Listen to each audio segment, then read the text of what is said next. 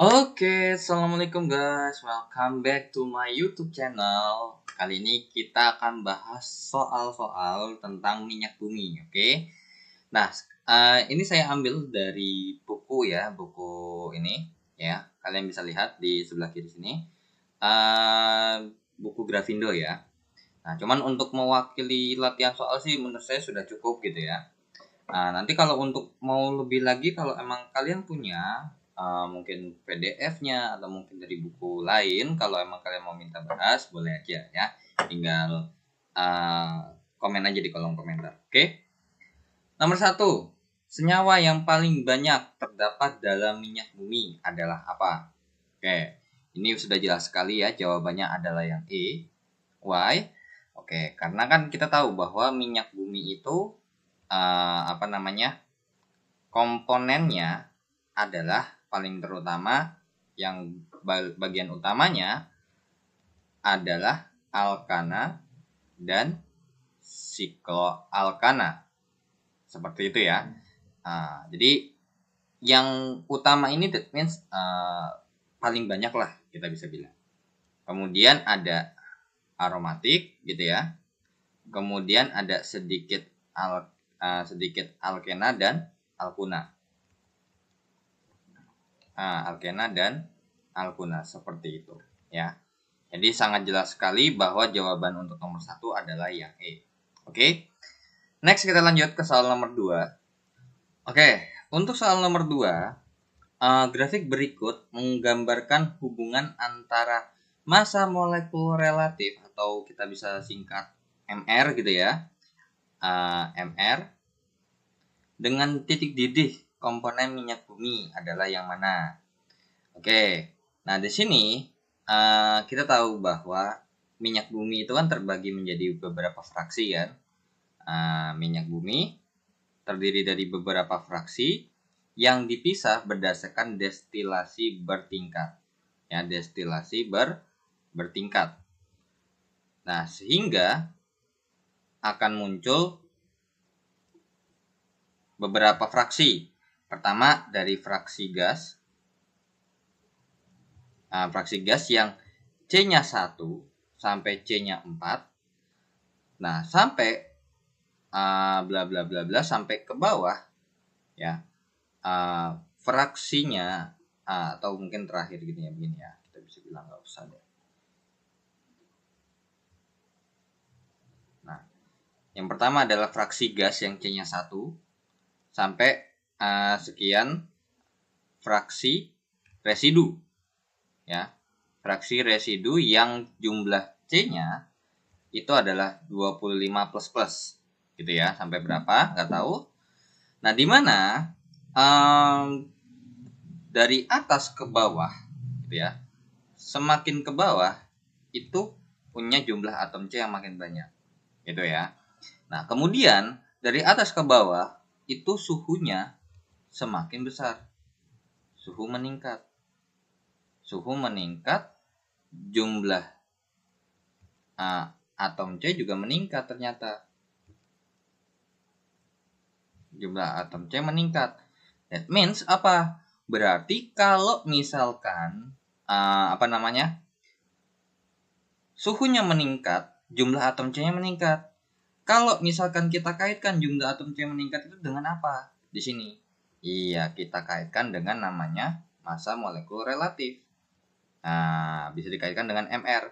MR-nya juga meningkat. Ya. Contoh, misalkan contoh ya, example. Misalkan CH4 dengan C2H6. Dengan C2H6 ini kan MR-nya kalau biasa untuk C itu 12 ya. 12 tambah H itu 1 karena ada 4 ya, ditambah 4 sama dengan 16.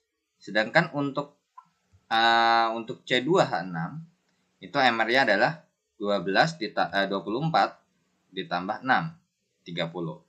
Nah, semakin ke bawah itu pun pasti semakin besar.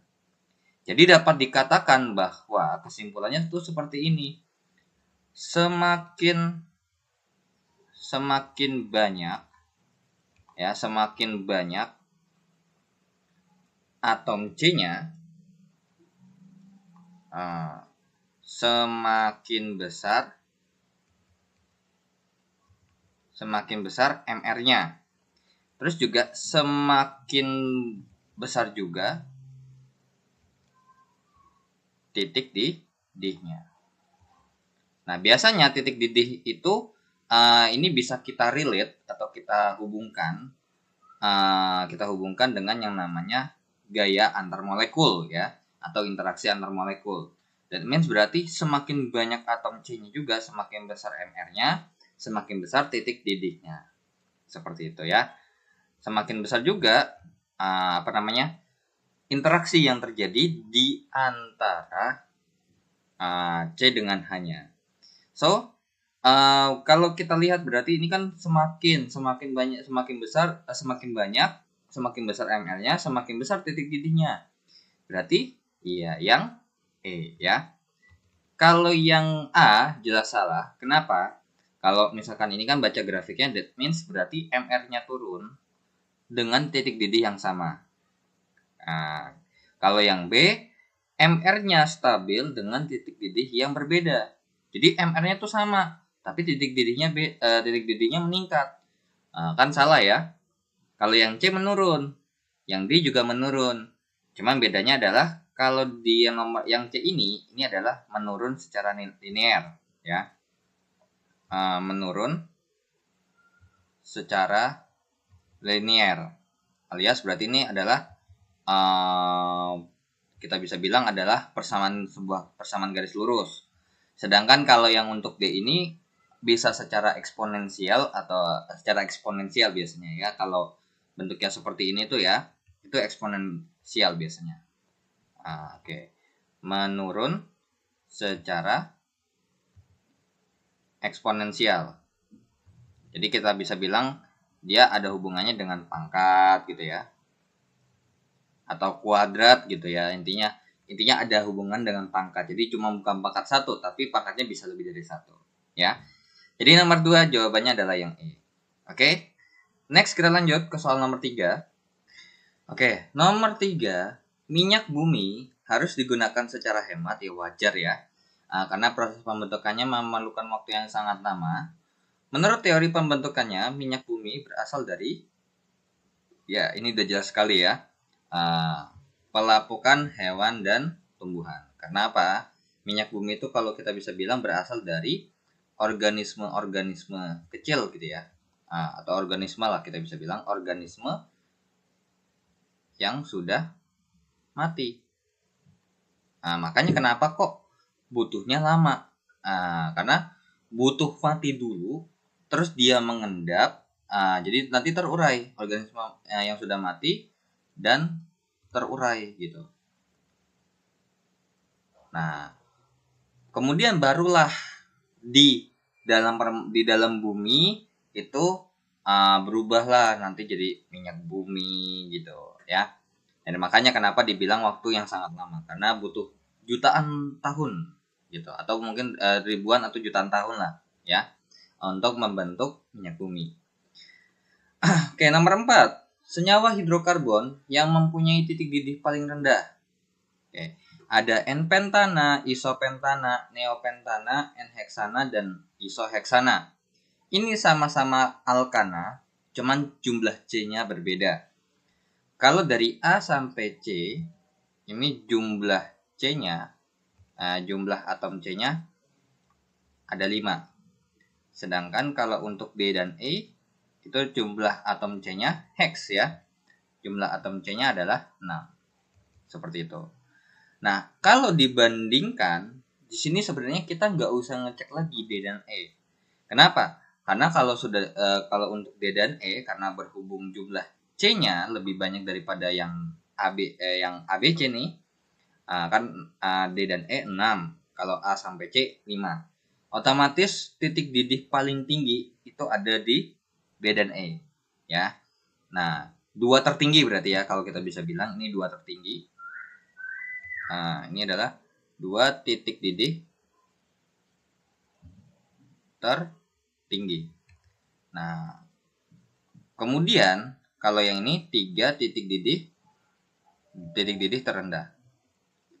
Nah, tapi siapa yang paling rendah gitu ya? Oke. Ini kita akan gambar semuanya ya. Dari A, yang A. Di N pentana ya. Nah, N pentana kalau kita gambar berarti normal ya. Nah, nggak ada cabang, berarti rantai lurus saja. C-nya 5 ya. 1, 2, 3, 4, 5. Set. Tinggal kita tambahin aja hanya. Berarti ini CH3, CH2, CH2, CH2, CH3. Kemudian yang B, isopentana. Isopentana. Nah, isopentana itu gambarnya adalah C-nya 4. Jadi ini isopentana itu punya nama lain, yaitu adalah 2-metilbutana. Itu namanya adalah isopentana ya. Jatuhnya tuh kayak isopropil. Isobutil ya. 2-metilpropana. Nah, ini 2-metilbutana. Oke. Jadi dari paling kiri ya saya namanya nomornya ya.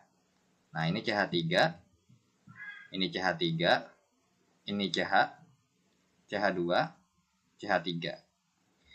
Yang C itu adalah neopentana.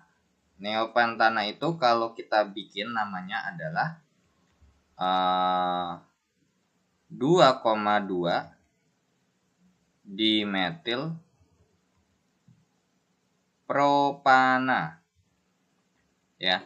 2,2 dimetil propana.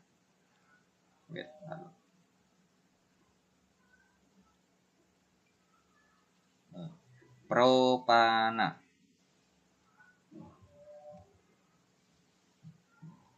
Nah, 2,2 dimetil propana berarti C-nya 3 tangannya. C-nya ada 3, terus cabangnya di nomor 2. Sama-sama metil ya. Nah, CH3, ini CH3, ini CH3. Nah, walaupun sama jumlah atom C-nya 5, ingat titik didih ya, titik didih. Ini ada notes-nya ya. Ada notes-nya adalah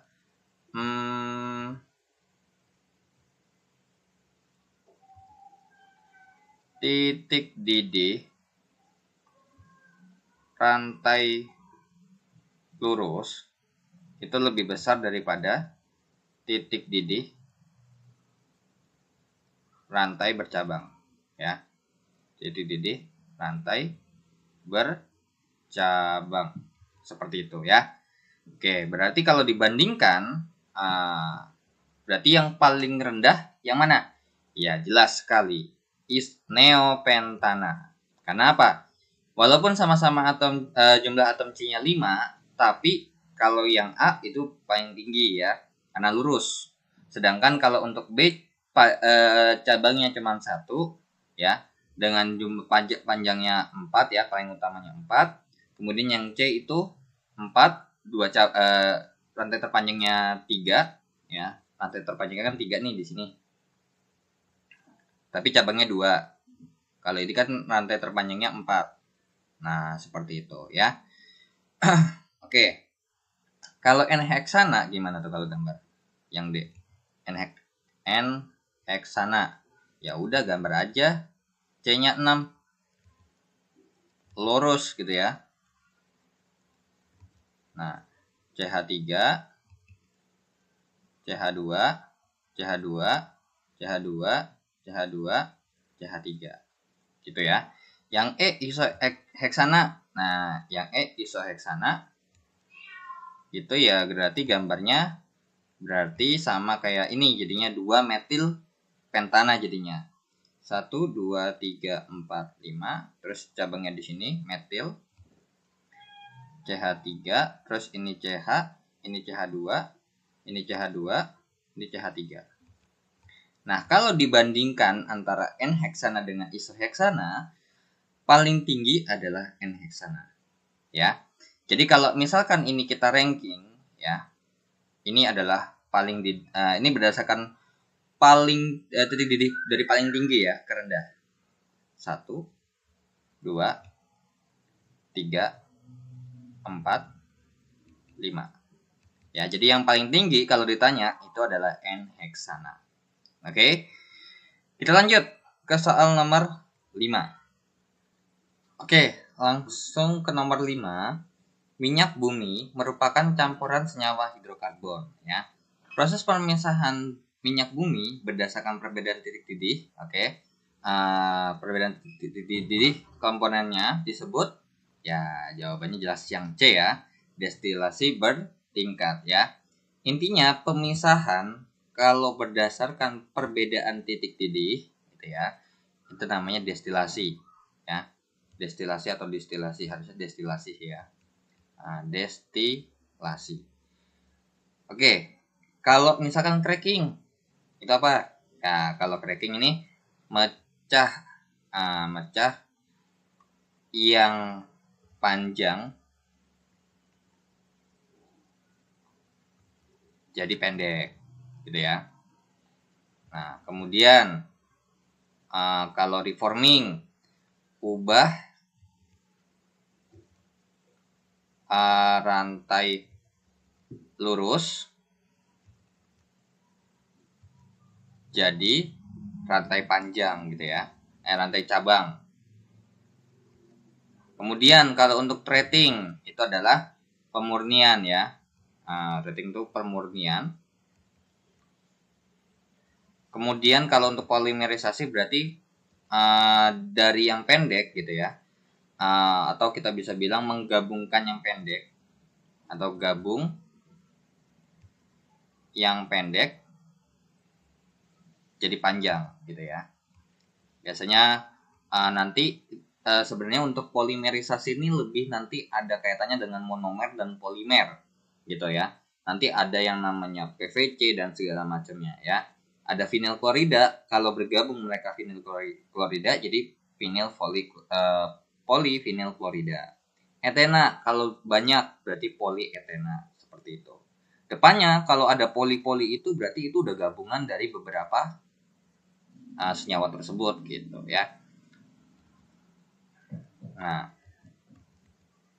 kemudian nomor 6, hasil destilasi minyak bumi yang memiliki titik didih paling tinggi yang mana? Ya, jelas sekali yang residu, yang biasanya ini digunakan untuk aspal gitu ya. Untuk bahan baku aspal dan lain-lain ya. Dimana kalau misalkan kita urutkan, ini berarti yang kalau dari paling rendah gitu ya. Oke, kalau diurutkan dari nomor 1 ya, jelas gas, ya kan. Kemudian apa? Bensin. Kemudian kerosin. Kemudian baru solar. Barulah terakhir residu ya. Ini berdasarkan urutan dari titik didih yang paling rendah ya. Oke, next kita lanjut ke soal nomor 7. Oke, untuk nomor 7, gas alam merupakan salah satu fraksi minyak bumi ya. Kita tahu bahwa gas ini termasuk fraksi minyak bumi dengan jumlah atom C paling dikit di antara fraksi-fraksi minyak buminya. Salah satu cara efektif untuk membawa gas ke tempat yang jauh adalah dengan bentuk ya LNG ya. Karena kalau misalkan dalam bentuk LPG ya sudah dibikin dalam bentuk yang kayak mungkin 3 kilo ataupun 12 kilo ya, itu membutuhkan biaya yang cukup mahal ya. Jadi dengan LNG, dengan dirubah dalam bentuk LNG itu bisa dikirim ke tempat yang jauh gitu. Jadi LPG itu biasanya untuk di kayak misalkan di Indonesia itu ya LPG ya digunainya ya di Indonesia aja. Tapi kalau misalkan Indonesia mengirim keluar ya itu dalam bentuk LNG ya. Oke, nah kalau kalian perhatikan nih ya, A, B, C, ini poli nih. Nah, ini nih sebenarnya terdiri dari etana ya. Etananya satu, terus gabung jadi polietana. Kalau yang B ini etilena, atau etilen biasanya. Jadi polietilen. Propena, jadi polipropena. Seperti itu ya. Oke, lanjut ke soal nomor 8. Nah, soal nomor 8, berikut data hasil penyulingan bertingkat atau destilasi bertingkat minyak bumi dan ada 5 fraksi, ya.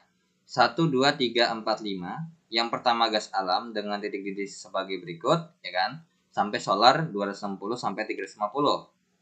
Fraksi nomor 5 digunakan untuk, ya jelas sekali ya, kalau solar itu untuk bahan bakar diesel, ya. Kalau yang A itu bensin, ya, bensin. Kalau ini adalah residu. Oke, kalau untuk lilin itu parafin ya, parafin. Kemudian kalau untuk bahan bakar mesin diesel ya solar. Oke. Nah kalau untuk pupuk itu pupuk dari minyak bumi kah? Enggak ya. Oke. Kita lanjut ya ke soal nomor 9. Oke, untuk soal nomor 9, perhatikan bagan penyulingan bertingkat berikut ya, atau distilasi bertingkat dari 20 sampai 370. Minyak mentahnya dipanaskan pada suhu 370 derajat. Nah, kemudian fraksi minyak bumi yang dihasilkan pada suhu yang 220 derajat Celcius nih. Nah, jelas jawabannya adalah kerosin ya. Atau kita bisa bilang dalam bahasa Indonesia yang kita pakai adalah minyak tanah ya. Kalau misalkan yang bawah ini residu nih ya, ini pasti residu. Tapi kalau misalkan sorry, ini kalau di bawahnya ada lagi ya, ini kalau keluar lagi, ini baru residu. Kemudian ini pasti ini gas ya, gas. Oke, ini bensin. Kemudian ini nafta. Kemudian ini adalah kerosin ya. Kemudian solar dan pelumas ya, yang ke 370 ini adalah pelumas. Oke ya. Jadi solar, bensin, pelumas itu asalnya dari minyak bumi ya. Oke. Jadi nomor 9 jelas sekali ya, jawabannya adalah C. Kita lanjut ke soal nomor 10. Oke, nomor 10. Bensin yang memiliki rantai karbon pendek dapat dibuat dari minyak bumi yang memiliki rantai karbon panjang. Panjang jadi pendek nih. Berarti apa? Ya, cracking ya. Kalau misalkan lawannya adalah polimerisasi, seperti itu ya. Kalau blending adalah menambahkan zat aditif ya. Zat aditif. Oke, kemudian nomor 11. Suatu jenis bensin dengan persen volume N-heptana 22% dan isoktana 78%. Nah, ini ingat ya, bensin isinya N-heptana dan isoktana. Kalau N-heptana itu udah jelas banget, tidak berpengaruh. So, kalian bisa coret, anggap aja nggak ada gitu ya. Jadi sebenarnya yang diperhitungkan adalah isoktana 78%. That means berarti apa? Memiliki bilangan oktan 78. Atau secara matematis itu bisa dihitung dengan cara adalah 22% dikalikan dengan bilangan oktan heptana 0 ditambah dengan 78% dikalikan dengan bilangan isoktana ya. Bilangan oktan isoktana ini 100 ya. Kalau ini 0. Ya, berarti 78% dikali 100. Berarti kan ini pasti 0 hasilnya, atau kita bisa abaikan. Sehingga hasilnya tinggal sisa 78/100 dikalikan dengan 100. Cepet. Nah, hasilnya adalah 78. Jadi kalau misalkan bensin isinya adalah N-heptana dan sesuatu, yang kalian perlu hitung adalah sisanya aja. N-heptana nggak usah ikut ya. Oke, kita lanjut ke soal nomor 12. Oke, nomor 12. Komposisi dari bensin dengan bilangan oktan 80%. Nah, di sini ada yang heptana nih ya. Heptana. Nah, ini heptana. Ini heksana nanti dulu ya. Nah, yang penting ada heptana dulu ya. Kira-kira yang benar yang mana nih? Ya, sudah jelas sekali jawabannya yang A ya. Alasannya kenapa? Kalau untuk A ini, ingat ya, untuk bilangan oktan N-heptana itu ini 0, 100 kan? Nah, berarti tinggal kita hitung adalah 20% dikalikan dengan 0 ditambah dengan 80% dikalikan dengan 100. Berarti sama aja 80/100 dikalikan 100. Jawabannya adalah 80. Untuk yang B, isooktana itu 100 ya. Nah, 100 ini 0. Oke. Untuk isooktana berarti ini kan 20% ya. 20% dikalikan dengan 100 ditambah 80% dikalikan dengan 0. Jadinya berarti 20/100 dikalikan dengan 100. Jawabannya adalah 20. Yang C, untuk N-heksana. Nah, ini kalau misalkan biasanya ya, kalau harusnya ya, itu dikasih tahu bilangan oktannya berapa-berapa. Karena ini kalian harus menghafal tabel gitu ya. Oke, jadi biasanya kalau untuk soal masalah bilangan oktan berapa, itu biasanya ya cuman N-heptana dengan isooktana gitu. Karena N-heptana itu 0, isooktana itu 100 gitu. Kenapa nggak yang lain? Ya karena kalau misalkan yang lain nih, contoh dengan N-heksana itu bukan 0 tapi 26. Jadi kalau misalkan ini kita hitung 20% dikalikan dengan 26 tambah 80% dikalikan dengan 100, that means berarti 20/100 dikali 26 ya, ditambah dengan 80/100 dikalikan dengan 100. Berarti ini jawabannya adalah coret.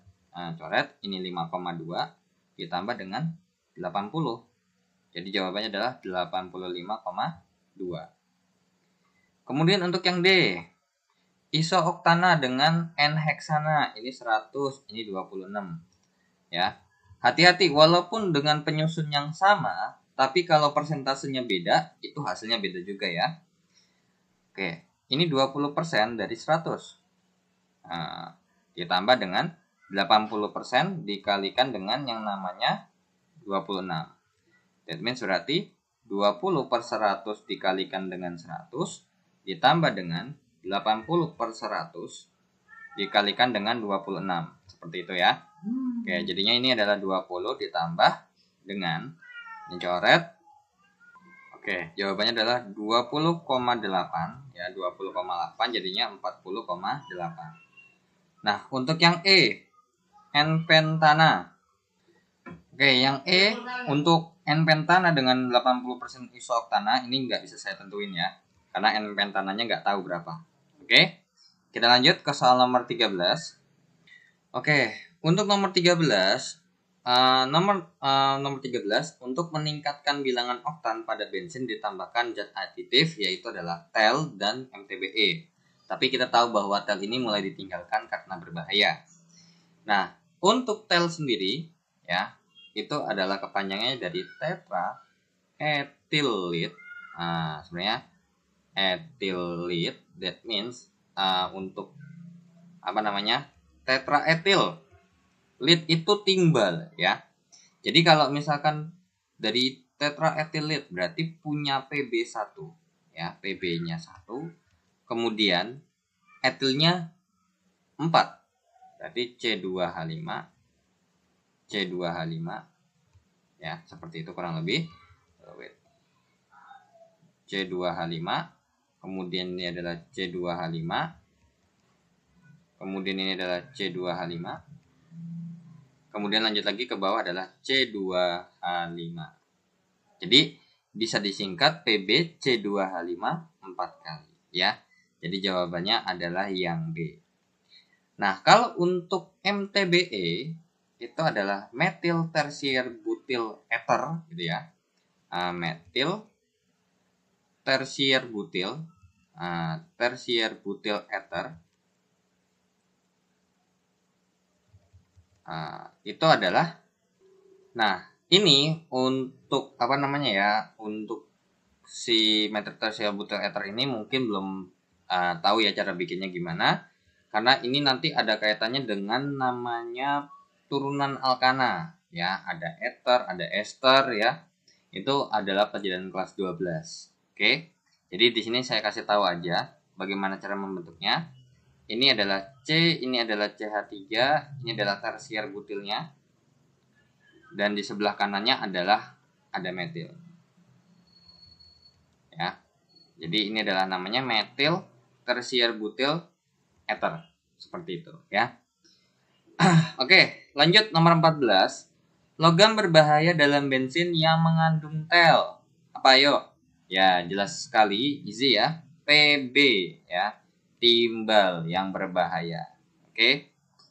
Next kita lanjut ke soal nomor 15. Oke, kita hapus dulu. Nah, gas yang menimbulkan efek rumah kaca asap kendaraan bermotor. Yang mana? Ya, jelas sekali itu adalah CO2 ya. Hasil pembakaran sempurna. Hasil pembakaran sempurna suatu hidrokarbon ya. CXHY. Dengan reaksinya adalah CXHY ditambah dengan sekian O2, hasilnya adalah sekian CO2 ditambah dengan sekian H2O. Ya. Kalau tidak sempurna, CXHY ditambah sekian O2 menjadi sekian CO ditambah sekian H2O. Oke. Next kita lanjut nomor 16. Minyak bumi dari Indonesia lebih baik daripada minyak bumi dari Timur Tengah. Hal ini disebabkan minyak bumi dari Indonesia memiliki, ya jawabannya adalah yang D, kadar belerang yang rendah. That means apa pengaruhnya?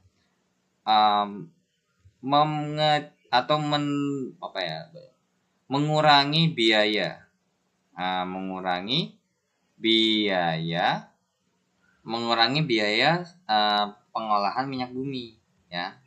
Mengurangi biaya pengolahan minyak bumi. Karena kalau semakin tinggi kadar belerangnya berarti harus butuh biaya yang lebih, gitu, ya. Oke, kita lanjut ya ke soal nomor 17. Nah, nomor 17. Kerosin dalam kehidupan sehari-hari dikenal dengan nama minyak tanah. Ya, easy ya. Kalau LPG ini LPG ya, cuman versinya adalah itu di versi bahasa Indonesia kan. Nomor 18, komponen utama LPG adalah apa? Propana dan butana. Tahu dari mana? Karena fraksi gas itu ya, fraksi gas itu kan ada CH4, C2H6, kemudian C3H8, kemudian sama C4H10. Kalau yang ini sebenarnya bisa kita bilang ya bahwa untuk CH4 dan C2H6 ini bisa sih sebenarnya untuk LNG. Cuman utamanya yang di sini ya. Sedangkan kalau untuk LPG itu emang gabungan dari mereka berdua ya. LPG. Oke. Jadi jawabannya adalah butana dan propana ya. Oke, kita lanjut ke soal nomor 19. Oke, untuk soal nomor 19, cemaran atau cemaran ya, hasil yang polusi lah ya, polusi gas CO di udara sangat berbahaya bagi manusia. Karena apa? Membuat CO bereaksi dengan Hb di dalam darah. Atau lebih rincinya, kalau misalkan Hb ketemu dengan O2 still reversible, artinya bisa balik nih. Jadi ketika ibaratkan kayak kita menghantarkan, nggak mungkin dong ya, ketika kayak misalkan O2 udah berikatan dengan Hb jadi HbO2, antar nih oksigen. Terus abis itu udah, kalau udah dianterin O2-nya, itu Hb-nya masih bisa dipakai. Ya. That means berarti di sini hasil dampaknya adalah Hb masih dapat digunakan. Masih dapat digunakan ya, masih dapat digunakan kembali untuk mengikat. Biasanya pasti kan kalau udah ada berangkat ada pulang kan. Nah, dia pulangnya itu biasanya mengikat CO2 gitu ya. CO2 dan O2 juga. Ya, intinya bisa dipakai lagi lah gitu. Nah, sedangkan untuk Hb dengan O2 ya, kalau Hb dengan CO itu hasilnya cuma satu arah doang, HbCO ya. Jadi kalau misalkan apa dampaknya? Dampaknya adalah HbCO atau CO ya. CO akan terlepas akan terlepas jika Hb rusak seperti itu ya. Jadi dia akan membentuk HbCO terus-menerus ada di dalam darah gitu ya. Nah, sehingga ketika CO-nya nih bisa terlepas kalau Hb-nya rusak gitu. Jadi ya Hb-nya udah nggak bisa dipakai lagi. Makanya kenapa untuk mengantarkan oksigennya jadi kurang. Kayak ibaratkan kayak mobil deh gitu ya.